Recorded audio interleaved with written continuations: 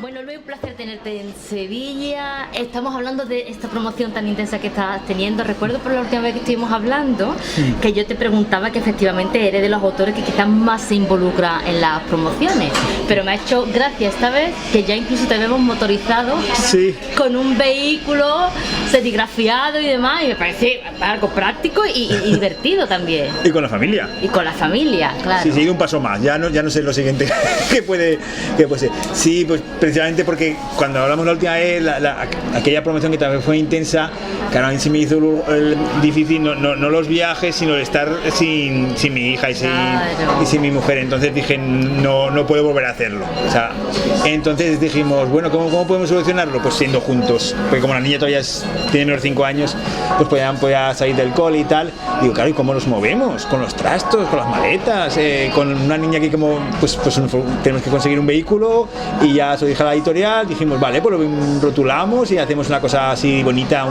una especie de gira, como lo quieras llamar, un tour, y llevamos un mes y está quedando muy bien y la gente le está gustando mucho, ¿sabes? Además vas haciendo promoción de la novela allá por donde vas. Sí, me voy de punta a punta a España. Yo la semana pasada estaba en Bilbao, Logroño, Burgos y Vitoria. Y hoy Málaga, Córdoba, Sevilla y Cádiz. O sea, no puedo irme más lejos. No, la verdad es que estás de punta a punta. Bueno, hablamos la última vez de tu última novela, hablamos de la reina Isabel, esa biología del nuevo mundo, en un mundo nuevo, Colón. Pasas del siglo XV-XVI al siglo XVIII, principio del XIX. ¿Por qué se te ocurre escribir una novela sobre Goya? ¿Tiene algo que ver hacerle homenaje a un paisano? Bueno, es más complejo. O sea, llevaba muchos años ya queriendo hacer una novela con Goya. Con mi editora lo había hablado bastantes veces, no sé qué. Digo, lo único que tengo que encontrar algo, ¿no? Porque Goya vive muchos años. Entonces, son 64 años y pasan muchas cosas, ¿no? Entonces, eso no es abarcable en una novela, ni siquiera en 2. A lo mejor tampoco ni en 3. Entonces, hay que encontrar algo especial. Pero tampoco tenía prisa, ¿no? Digo, yo voy estudiando el tema y a ver. Y luego, de todas maneras, como yo siempre... Claro, yo no me fijo en una época ni en un personaje, yo me fijo en una idea. Entonces también tenía por otro lado una idea de hacer una novela sobre el arte. A mí me gusta mucho el arte, porque yo al principio quería estudiar historia del arte, luego hice historia en general, pero a mí me gusta mucho la pintura no de principios del 19, a mí me gusta más la de finales del 19, principios del 20, pero bueno, al final es pintura igual. Entonces siempre tenía la idea, entonces como que se juntaron las dos oportunidades, ¿no? Dije, bueno, vamos a hacer una novela donde expliquemos qué es el arte, que responde a esa pregunta, qué es el arte, que es una pregunta muy, muy complicada, y si puedo utilizar a Goya, que lo tengo aquí esperando sentado en el banquillo para salir y no le doy oportunidad. Bueno, vamos entonces a buscar definitivamente qué episodio de la vida de Goya puede servir para arrancar, ¿no? Y me costó bastante, pero encontré los caprichos, ¿no? Entonces cuando encontré la publicación de los caprichos, yo necesitaba algo que fuera poco conocido, que fuera misterioso y que realmente fuera importante en la vida y en el arte de Goya, y así surgió la idea. Bueno, pues una idea estupenda, magnífica, porque además, si te digo la verdad, yo esa parte, ese proceso inquisitorial al que se somete Goya, no tenía ni idea, porque es verdad que se ha escrito mucho sobre Goya, hay películas sobre Goya, sí. Esa imagen que tenemos sobre Goya no sé si está muy sesgada, porque tú hablas de un Goya un poco distinto a lo que yo tenía concebido como el pintor. Claro, porque Goya está lleno de estereotipos. Vamos siempre a la época final de Goya. Si te das cuenta, todas las ficciones son de la época final de Goya. Sí. ¿Y por qué? La época en Burdeos. En Burdeos. ¿Pero por qué? Siempre, da igual, da igual que sea novela, que sea ensayo, que sea sobre todo cine lo mismo, siempre a la época final de Goya. Y yo no lo entiendo, claro, lo coges al hombre con 80 años, que son los 80 años de ahora, ojo, que 80 años es como tener 100 ahora, en Francia, fuera de su país, ya derrotado, cansado, enfermo. ¿Pero por qué? ¿Por qué? Cogerlo en su apogeo, ¿no? Y entonces yo lo quería coger en su apogeo, en cuando realmente es el pintor del rey, es una persona muy influyente y ¿por qué no decirlo? Sí, muy poderosa y muy fuerte, y está rompiendo y cambiando el arte, cogerlo ahí.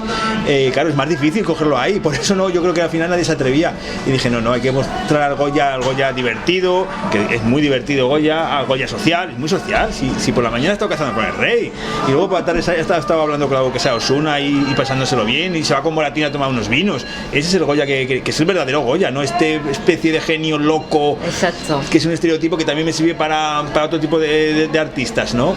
No sé por qué ir siempre a la época de Burdeos. Es verdad, es cierto, eso ha hecho mucho daño. Bueno, como comentas, estás centrado en esa época, creo que tenía como 53 años cuando publica esa colección de grabados, Los Caprichos.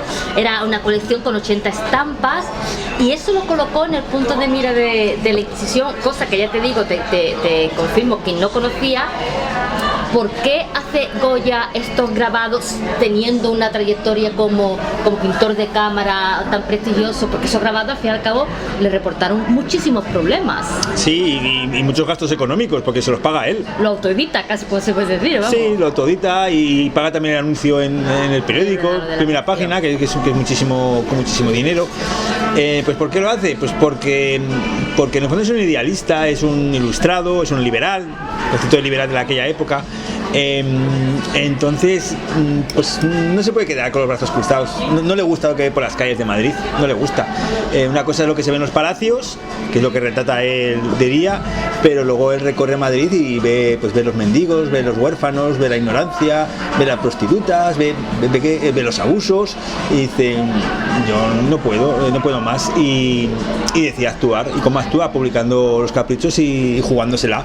No tiene ninguna necesidad, si para él no le reporta ningún beneficio, al contrario, va a tener muchísimos problemas a partir de entonces. Total, muchos problemas, porque la Inquisición lo sentó en el banquillo hasta tal punto de que él se vio obligado a retirar esa publicación, que cada vez se iba haciendo más famosa y más extendida, precisamente para evitar ese proceso inquisitorial. Pero realmente, ¿cómo fue? Y porque le derivó en nada, no tuvo el respaldo del rey, se libró. ¿Por qué se libró? Se libró primero porque lo retira a los pocos días. Ojo, es una derrota para él.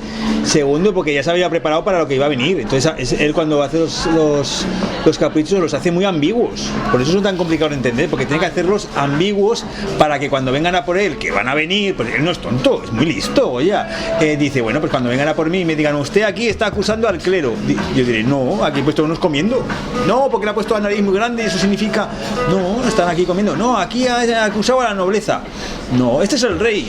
¿Por qué va a ser el rey? Esto es un burro, no tiene nada que ver con el rey. Entonces ya se prepara, pero a pesar de eso lo pasa mal, y durante los 4 años que los tiene en su casa, mientras lo retira, pues tiene graves problemas, y al final se salva porque es otra idea brillante, que es entregárselos a la corona. Por eso se salva, si no, en Sano lo que hubiera pasado. Entonces no es fácil para él. Está 4 años con el problema encima de la mesa, y no es un problema baladí. Si la Inquisición viene por ti y le llegan a juzgar, lo hubiera pasado mal. En la novela vamos a ver parte de esos grabados, no están los 80, imagino. Son muchos, claro. Exactamente, son muchos.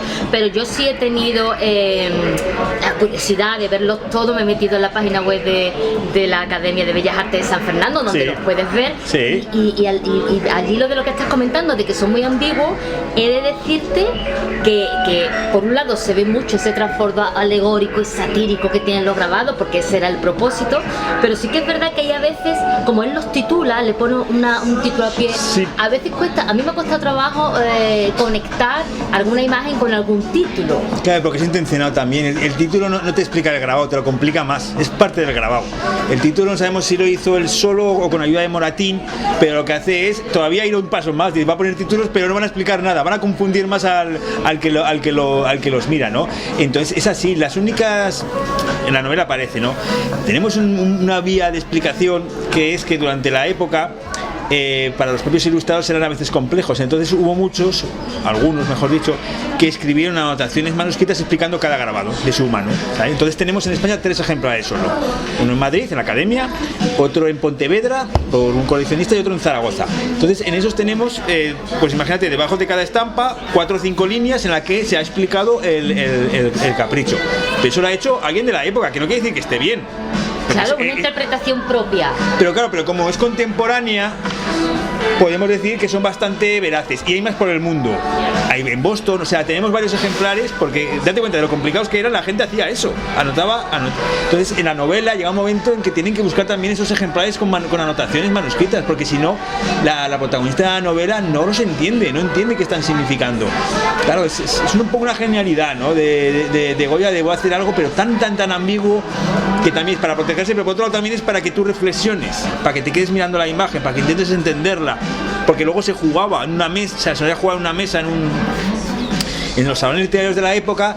Diferentes personas abrían el libro y les tocaba una imagen, entonces cada uno de ellos tenían que decir lo que ellos creían que significaba.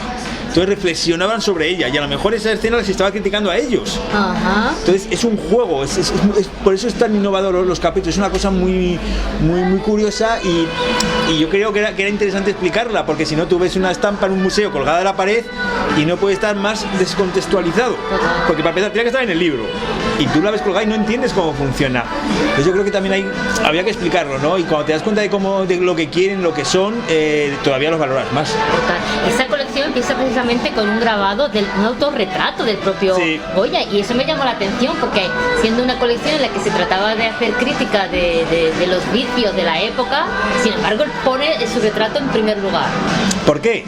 Porque, bueno, lo publica él, pensaban que lo ha hecho él, pero eso lo hace porque él pone Francisco de Goya, pintor. Sí, ¿verdad? Claro, ¿por qué? Porque él, date cuenta que la obra gráfica, el grabado, en aquel momento era un arte menor. Entonces lo que está diciendo él es, yo soy el pintor. Entonces esto también es arte. Es muy importante, está dando mucho valor al grabado. Está poniendo el grabado por primera vez a un nivel muy alto. Vale. Claro, no te voy a decir que es pop art, como pasará luego con Warhol, pero en el fondo, ya te cuenta que en esta época no hay museos. Entonces no hay Velázquez por la calle, o sea, tú no sabes quién es Velázquez en aquella época. Goya ya había hecho copias de Velázquez en grabado para popularizarlo, lo que pasa es que aquella serie no salió bien, es la primera serie que hace en grabado. Entonces realmente lo que está haciendo Goya es un poco popularizar también el arte.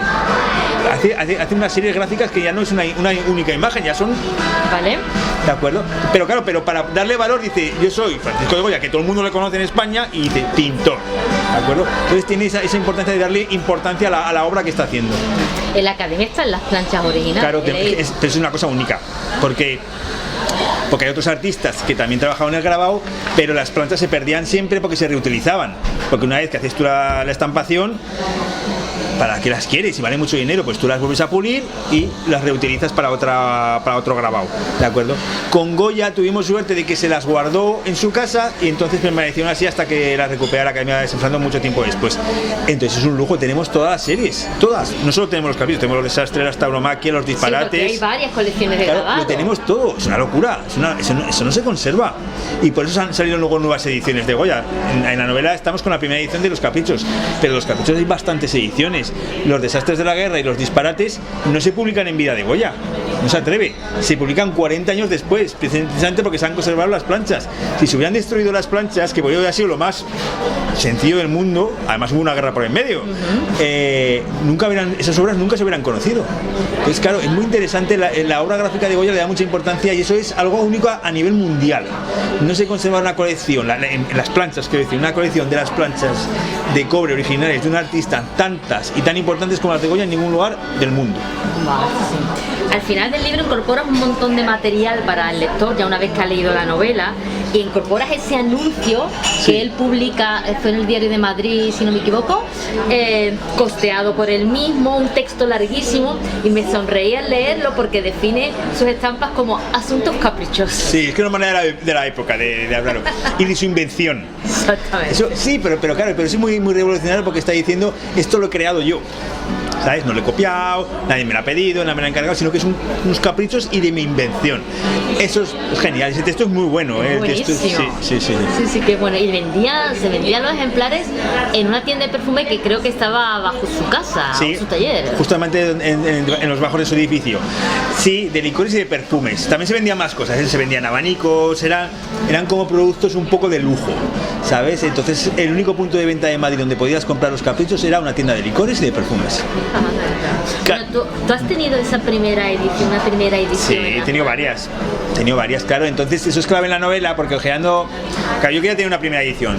Yo tengo una quinta, yo me compré una quinta edición y la tengo en casa, pero es una quinta que es muy buena, es del 19, pero original es del 19, encuadernada, muy bien, porque yo quería poder ojearla de vez en cuando, poder tocarla para la novela, pero claro, yo necesitaba ver una primera y necesitaba ver de hecho varias primeras ediciones para compararlas.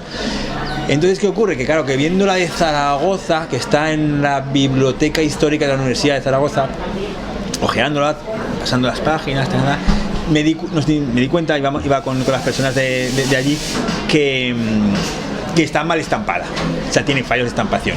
Quiero decir, por ejemplo, tú imagínate, en una hoja la estampa está centrada perfectamente, en la siguiente está un poco más baja, en la siguiente está un pelín torcida, en la siguiente están numeradas. Pues el número, como que si lo hubieran secado mal, entonces la tinta se ha emborronado un poquito. En otro lado se ha corrido un poquito el título que comentábamos antes. Entonces, claro, dándole vuelta, digo, pero esto no puede ser, porque esto es un libro de lujo, ¿eh? O sea, esto es un libro caro, es para las élites. ¿Cómo puede estar así de mal hecho? O sea, no es que esté muy mal hecho, simplemente que tiene fallitos. Imperfecciones. Claro, que dan a entender que se hizo rápido. Claro, ¿por qué se le haría rápido? Pues sí, tiene sentido. Es que Goya tenía que haber publicado Los Caprichos antes, ¿sabes? Y él quería publicarlos, él los tenía prácticamente terminados 2 años antes. Iban a publicarse con otro título, con otra portada, diferente a la que hemos comentado ahora, pero no los publica. ¿Por qué? No lo sabemos. Los publica 2 años después. Pues yo creo que los publica a prisa y corriendo, porque dice, o los publico ahora o ya no los voy a poder publicar nunca, porque el gobierno está cambiando y ya casi no le quedan amigos en el gobierno. Entonces, si tarda un poco más, ya ni siquiera le va a salvar de tirarlos de la venta. Entonces dice, oye, que termine la estampación rápido, que esto tiene que salir a la venta ya. Y claro, eso también es clave para la novela, pero eso no te das cuenta si tienes una primera edición y encuadernada. Claro. Porque si en la pared no te darías cuenta de esos detalles, tienes que ver y con la encuadernación original, porque si la han descuadernado, pues ya no sabes que ya no ves eso. Entonces, claro, eso fue muy fundamental. Digo, perfecto, claro, es que los estampó rápido, tenía prisa porque se daba cuenta de que igual su obra no salía. Sí, total. Cuando Goya publica Los Caprichos, ya era sordo, ¿no? Porque sí. Creo que se tenía con 49 años. Claro, él se queda sordo bajando a Andalucía, él se queda sordo, él se queda enfermo, tiene una enfermedad muy grave y se recupera en Sanlúcar, que hay un comerciante muy importante, que es Sebastián Martínez, que casualmente tiene una colección de arte maravillosa. Este cuadro de Leonardo da Vinci que se vendió hace poco, el más caro del mundo, en teoría, no está seguro del suyo, y tenía una colección de arte muy importante y de grabado inglés, porque sabes que Cádiz siempre tiene muy buena relación con lo británico. Entonces tenía mucho grabado británico, casualmente esos grabados los vería Goya. Él se recupera allí, también en casa en Doñana con la duquesa de Alba, ¿de acuerdo? Pero le queda una secuela que es la sordera, entonces está completamente sordo. Y además nosotros pensamos que él empezó Los Caprichos allí, en Cádiz. Y dirás, ¿por qué? Porque empezó de nuevo a dibujar en cuadernos. Él había dibujado en cuadernos de joven, que tenemos el cuaderno italiano que se llama, y luego tenemos otro cuaderno que lo empieza allí, en Cádiz. Y tenemos dibujos de Cádiz, de la duquesa de Alba, tal. Y ahí también hay imágenes que son 2 horas de Los Caprichos. O sea que ya ahí empezó estamos en el 93 cuando empieza a recuperarse. Ya empieza a pensar, y casualmente tiene que ver con la enfermedad y con que se ha quedado sordo. Pero ¿cómo influye esa sordera en el juicio ante la Inquisición? ¿Y cómo haces para darle voz en esa etapa en la novela? Es complicado. La sordera es complicada, los diálogos, sí. Claro. Pues date cuenta que es complicado porque, claro, con su mujer, ¿cómo se comunicaba con su mujer? Pues hombre, yo solo veo algo de una manera natural, ¿sabes? De una manera natural, con gestos, con manera de mirarse, ¿no? Eso se entiende entre una pareja, ¿no? Pues imagínate, si uno es sordo, pues al final hay un código, ¿no? Entre ellos. Entonces eso es más fácil. Pero claro, ¿cómo se comunica con alguien que está al lado? Claro. Pues necesita una pizarra, una libreta, se la da, él la escribe, no sé qué.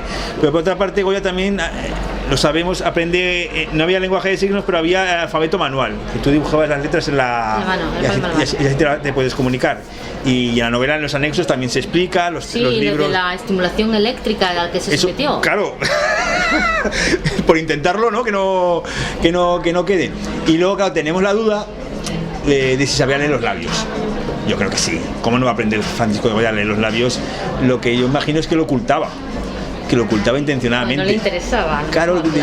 Pero esto es que yo he conocido a gente que lo hace, no es sorda, pero sí gente que tiene poca audición, que sabe leer los labios y que no te lo dice. Entonces imagínate, estoy hablando mal de ti y tú te has enterado. ¿A qué es una ventaja? Hombre, pues, ya que el hombre está sordo, pues si tiene una posibilidad de una ventaja, ¿por qué no la va a utilizar? Total. Bueno, estamos hablando mucho de Los Caprichos, pero la novela también aborda la otra cuestión cuestión importante, otro cuadro muy importante de Goya, que es la maja desnuda, cómo se gesta esa obra, y para ello introduce este personaje, el de Angélica Díaz, y aquí ya tiras de la ficción, claro está. Claro, porque no sabemos quién es. Es que nunca... Pero me decían que era la duquesa de Alba. No tiene ni pies ni cabeza, eso es una invención. ¿Sabes lo que pasa? Que los cuadros, las atribuciones, vale más ese cuadro si es la duquesa de Alba que si no lo es. Económicamente, quiero decir, no artísticamente. O cualquier cuadro, si sabemos quién es el retratado, vale más. Claro, si encima la duquesa de Alba, pues el precio se dispara. No puede ser nunca la duquesa de Alba. Es que además está demostrado, o sea, no hay base. Entonces no vale la pena ni perder tiempo hablándolo, no es. Luego una vez se dijo Pepita Tudo, que era un poco el amante de Godoy. No es, no sabemos quién es. Hay expertos que te dicen que no hay modelo. ¿Por qué? Porque como están prohibidos los desnudos femeninos en la época, ninguna mujer se va a atrever, claro. Ninguna, da igual que sea duquesa que una campesina, nadie se va a atrever porque se va a acabar la vida de esa mujer, pero no la suya, la de sus hijos, la de sus nietos, se acabó, le iban a marcar para siempre, una mujer, o sea, es que claro, que no lo podemos comparar con lo que hoy en día, ¿no? Pero es que no se puede, que es inconcebible en la época que una mujer pues se desnuda y además ese desnudo, porque si dijeras que es una virgen, una Venus, bueno, pues, tampoco, pero bueno, yo qué sé. La postura, la mirada, que no. Entonces dicen, es imposible, pero claro, yo creo que sí. O sea, Goya podía pintar de memoria, o sea, podía pintar una mujer desnuda, no necesitaba modelo, Goya no necesitaba modelo para nada. Pero claro, en este caso, a mí me cuesta pensar que no tuviera una modelo. Y además es un encargo. O sea, no lo hace Goya porque quiere, es un encargo de Godoy. Claro, conociendo a Godoy, no va a querer tener una mujer real. O sea, no es lo mismo un desnudo de una mujer real que de una invención de la memoria de Goya, no es lo mismo. Yo creo que sí, que tuvo que haber una modelo, que a lo mejor no todo... El cuadro, no todo sea de la misma modelo, vale, sino que... pero con una inspiración, la postura... Sí, que a lo mejor no la reconocieran, ¿no? Por ejemplo, exactamente, eso es lo que juega un poco en la novela, pero sí, la curvatura, no sé, yo creo que sí, yo creo que tuvo que tener una modelo. ¿Quién es? Nunca lo sabremos, claro, ahí yo sí que puedo ficcionar porque no sabemos quién es, y además yo elijo un personaje de ficción, no estoy diciendo que es alguien, eso es lo que no puedo hacer, lo que no puedo decir es que es una persona que existió realmente, pero una persona de ficción, claro que puedo decir que es. A mí me llama siempre la atención que él pinta la maja desnuda y tiempo después una maja vestida. Claro, pero eso es la clave también de la novela, que la maja desnuda la entendemos porque es un capricho de Godoy para un gabinete secreto que está dentro de su palacio, donde hay más desnudos, como la Venus de Velázquez, del espejo. Vale, pues bueno, es un capricho tiene sentido, sí, o sea, tiene sentido en su mentalidad, vale, pero la maja vestida no tiene ningún sentido porque es posterior, un año más tarde, y también estaba en esa habitación, pero solo hay desnudos. ¿Para qué quieres una mujer vestida? Claro, pues claro, en la novela sí que te lo explica y me parece genial, y es histórico, también sabemos cómo es. Sabemos cómo funcionaba el sistema, sabemos que Goya hizo, o sea, a Goya le pidieron eso, sí. Bueno, uno de los grandes retos de tus novelas es siempre que mezclan muchos personajes ficticios, pero con personajes reales, con lo cual eso conlleva la dificultad de atraer el personaje real a un lector de nuestro tiempo. Manejar eso. Sí, pero bueno, no es tan difícil realmente, porque claro, es que le damos mucha importancia a veces a que es novela histórica. Bueno, es novela y ya está. Entonces, si tú entiendes la época y entiendes la vida del personaje histórico, pues ya está, la respetas y yo cuando te metes en la novela ya no te tienes que olvidar de dónde estás, ¿no? Tienes que disfrutar de la trama y ya está. Y a mí compaginar personajes de ficción y de históricos no me supone ningún problema, es que yo los trato igual. Claro, el personaje de ficción pues lo creo, le doy una personalidad, le doy las reglas de la época, pues unas características, pero es que el histórico también las tengo, lo que pasa es que me son impuestas, ¿no? Claro. Bueno, pues una vez que sabes cuáles son las de ya está, cuál es la diferencia entre uno y otro, y no te tiene que dar ningún pudor trabajar con y que ambos se... No, pero digo por perfilar el personaje y no alejarse de su verdadera personalidad, ¿no? De su carácter. Pero que no es tan complicado si lo tienes claro desde el principio. Claro, tienes que tenerlo claro, pues cómo funciona Goya, cómo se comunica Goya, qué cosas puede hacer Goya, qué cosas no puede hacer Goya. Vale, pues ya está, pues venga, adelante. Bueno, a nivel de documentación, ¿qué te ha supuesto escribir esta novela? Porque tú tienes muchas tablas ya en novela histórica, has escrito ya muchísimas, pero claro, aunque te guste el arte, esta novela conlleva ese componente adicional, ¿no? Que es, por ejemplo, el lector. Imagino que tienes que explicar cómo se hacían estos grabados. Has tenido que involucrarte mucho en las técnicas históricas que estás de Goya, sí. Entiendo. Sí, claro, sí. Esta novela tiene una documentación histórica, pero otra artística que, claro. que no es la misma. Claro. No se afrontan.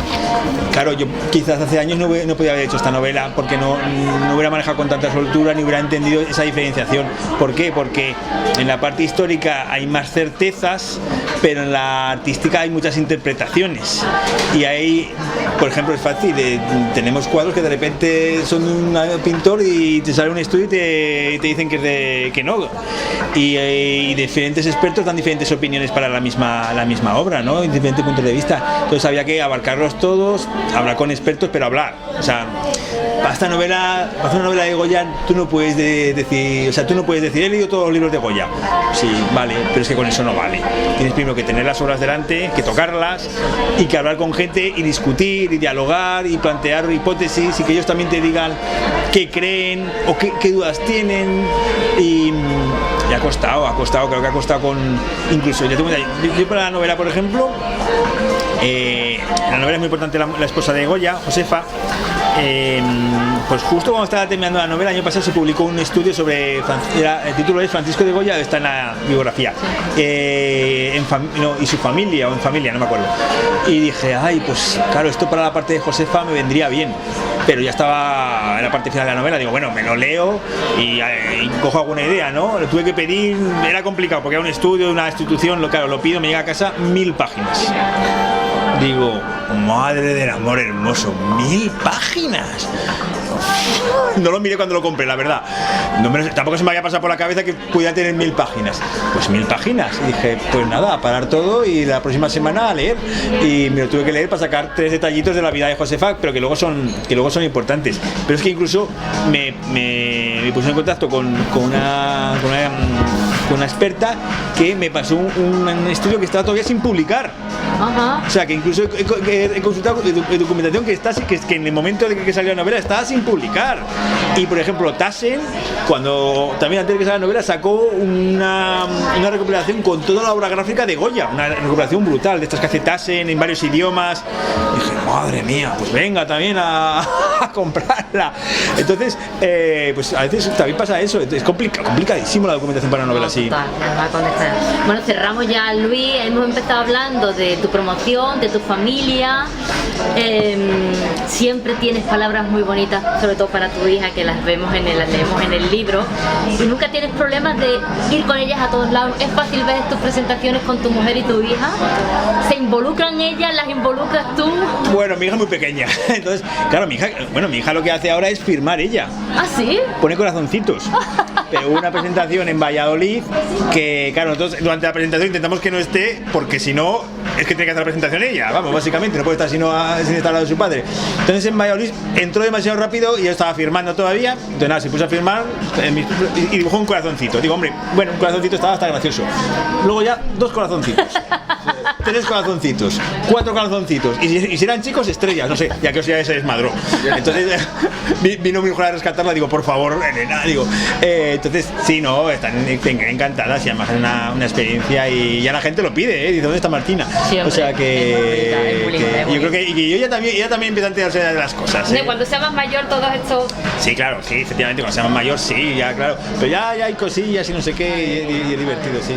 Bueno, Luis, lo dejamos aquí, un placer tenerte otra vez en Sevilla, un placer leerte. Gracias. Y nada, para la próxima nos vemos.